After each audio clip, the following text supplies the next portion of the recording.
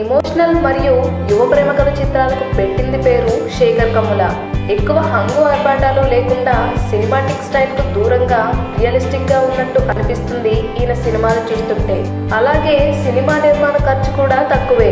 వరుణ్ తేజ్, సాయి పల్లవి జంటగా శేఖర్ కమ్ముల దర్శకత్వంలో ఫిదా సినిమా ఇప్పుడు మన ముందుకు వచ్చేసింది. మన దర్శకుడు శేఖర్ కమ్ముల అభిమానులను ఎంతగా ఫిదా చేశారో చూద్దాం. కథ విషయానికి వస్తే, అమెరికాలో ఉండే ఇద్దరు అన్నదమ్ములలో ఒకరు వరుణ్ తేజ్. డాక్టర్ అవ్వాలనే వాళ్ళ అమ్మ కోరికతో మెడిసిన్ చదువుతుంటాడు. తన అన్నను త్వరగా పెళ్లి చేసుకుంటే బాగుంటుందని కోరగా తాను సరే అంటాడు. అలా వరుణ్ తన అన్నకు మంచి అమ్మాయి కోసం వెతుకుతుండగా ఆన్లైన్లోని ఒక ప్రొఫైల్ చూసి తనకు బాగుంటుందని తనను ఇండియా పంపించేస్తాడు. ఇలా ఇండియాకి వచ్చిన వరుణ్ అన్నయ్యకు అమ్మాయి బాగా నచ్చుతుంది.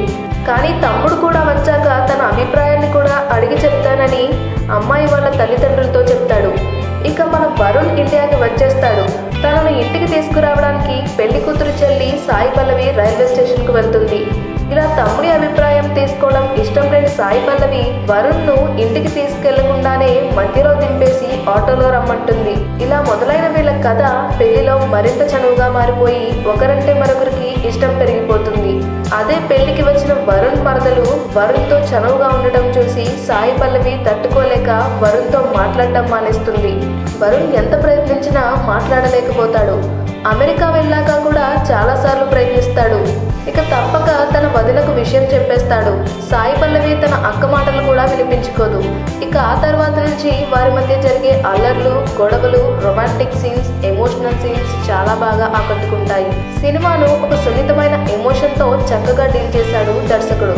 ఇక Shekhar Kammula style romantic scenes ప్రత్యేకంగా చెప్పనక్కర్లేదు. హీరో హీరోయిన్ మధ్య కెమిస్ట్రీ చాలా ఫ్రెష్గా అనిపిస్తుంది. వరుణ్ తేజ్ యాక్టింగ్ బాగుంటుంది. ప్రత్యేకంగా సాయి పల్లవి యాక్టింగ్ సినిమాకు హైలైట్గా నిలుస్తుంది. అచ్చమైన తెలంగాణ అమ్మాయిల సాయి పల్లవి భాష, యాస బాగా ఆకట్టుకుంటుంది. పల్లెటూరి అందాలు, అక్కడి సాంప్రదాయాలు పెళ్లి రూపంలో చక్కగా తెరకెక్కించారు. పాటలు సినిమా కథకు ఏమాత్రం ఇబ్బంది కలిగించకుండా కథలో కలిసిపోయి ఉంటాయి.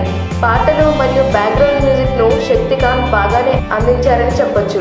అక్కడక్కడ వచ్చే సెంటిమెంట్ సీన్స్ మనసుకు హత్తుకుంటాయి. ఓవర్ సెంటిమెంట్ లేకుండా చక్కగా డీల్ చేశారు. ఇక మొత్తం మీద అందరూ కలిసి ప్రేక్షకులను ఫిదా చేశారనే చెప్పాలి. ఇక ఒక్క లైన్లో రివ్యూ చెప్పాలంటే, ఫ్యామిలీతో కలిసి చూడదగిన క్లాసిక్ లవ్ స్టోరీ అని చెప్పొచ్చు.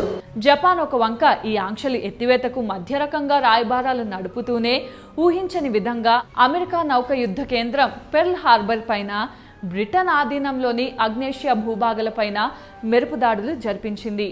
పెర్ల్ హార్బర్ దాడి జరిగిన 4 రోజుల తర్వాత జర్మనీ కూడా అమెరికాపై యుద్ధం ప్రకటించింది. విధిలేని పరిస్థితుల్లో అమెరికా మిత్ర రాజ్యాలతో చేతులు కలిపి యుద్ధ రంగంలో ప్రవేశించింది. అమెరికా చేరికతో అప్పటి వరకు ఆసియా,